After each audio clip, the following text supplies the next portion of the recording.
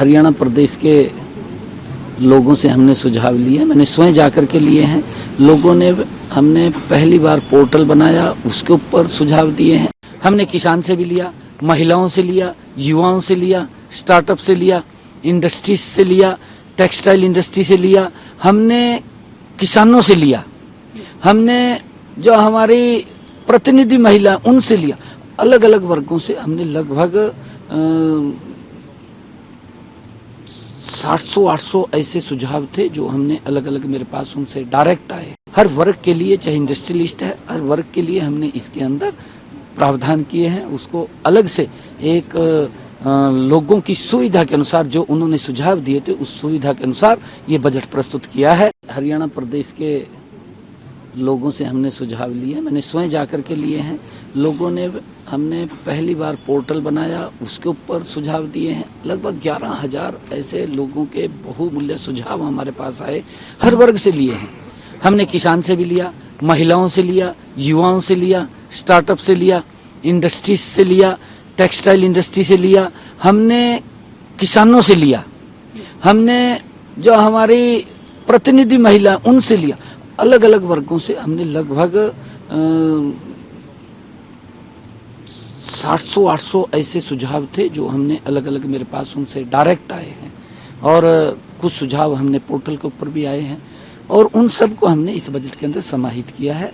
और इसके अंदर जो बजट आया है, हमारी जो सोच थी कि हरियाणा प्रदेश के 2,80,00,000 लोगों की अपेक्षाओं के ऊपर ये बजट खरा उतरे, और उसको लेकर के हमने हर वर्ग को ध्यान में रखते हुए, चाहे किसान है, महिला है, युवा है, गरीब है, हर वर्ग के लिए, व्यापारी है, हर वर्ग के लिए, चाहे इंडस्ट्रियलिस्ट है, हर वर्ग के लिए हमने इसके अंदर प्रावधान किए हैं। उसको अलग से एक लोगों की सुविधा के अनुसार जो उन्होंने सुझाव दिए थे, उस सुविधा के अनुसार ये बजट प्रस्तुत किया है, और इसकी प्रशंसा भी आज हरियाणा प्रदेश का हर जन कर रहा है। बाहर के लोग भी जब इस बजट को सुन रहे हैं तो वो भी इस बात की प्रशंसा कर रहे हैं। देखिए, क्योंकि मेरे ये बड़े ही हार्ट को छूने वाले विषय थे कि हम प्रदेश के अंदर शिक्षा, स्वास्थ्य और हमारा जो रोड का इंफ्रास्ट्रक्चर है या बिजली का हमारा इंफ्रास्ट्रक्चर है, उसके अंदर गति से सुधार होना चाहिए, और उसको लेकर के हमने हर 10 किलोमीटर के ऊपर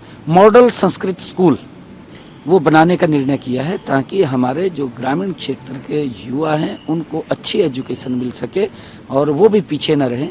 और उसको लेकर के मैंने जो बजट के अंदर ये कहा है, बजट में ये भी कहा है कि हरियाणा प्रदेश के सभी विभागों के जितने फर्स्ट क्लास ऑफिसर हैं, हर महीने किसी न किसी स्कूल के अंदर जाएगा, बच्चों से बात करेगा, 2 घंटे 3 घंटे वहां रहेगा, उसकी पूरी रचना योजना बनेगी, और जाकर के वो क्लास में भी बच्चों से बात करेगा, और बच्चे अगर उनसे कोई बात करना चाहें तो उसकी बात को सुन करके उसका उत्तर भी देगा।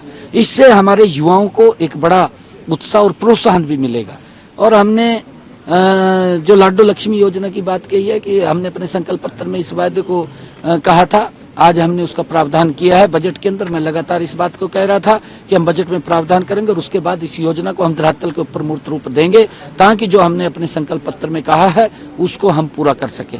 और उसको लेकर के हमने और भी बहुत सारे ऐसे संकल्प पत्र के अंदर हमारे वादे थे, उनको लगातार हमारी सरकार पूरा कर रही है और गति से हम पूरा कर रहे हैं। खेलों के अंदर भी मैंने बात की है, चाहे खेल नर्सरीज की बात है, चाहे हमारे जो खिलाड़ी हैं जो नेशनल या इंटरनेशनल स्तर के ऊपर जो मेडल पदक लेकर के आते हैं, उनको अलग से इस योजना के साथ जोड़ करके उनका प्रावधान किया है। अगर वो कोई अपनी नर्सरी या कोई अपना इस प्रकार का संस्थान जिससे युवाओं को लाभ मिल सके, अगर वो लोन लेकर के करना चाहें तो उसके अंदर सरकार उनका हेल्प भी करेगी, और उस ब्याज के अंदर 2% की कमी भी हमने की कि हरियाणा सरकार वहन करेगी, उसका भी प्रावधान हमने किया है। हमने, क्योंकि आने वाले समय के अंदर हमारा युवा खेलों के साथ जुड़े, और खेलों के साथ जुड़ करके जो मेडल्स आते हैं, सरकार उनको अलग से तो सम्मान देती है, परंतु प्रदेश का भी गौरव बढ़ता है, प्रदेश का गौरव बढ़ता है, देश का गौरव बढ़ता है।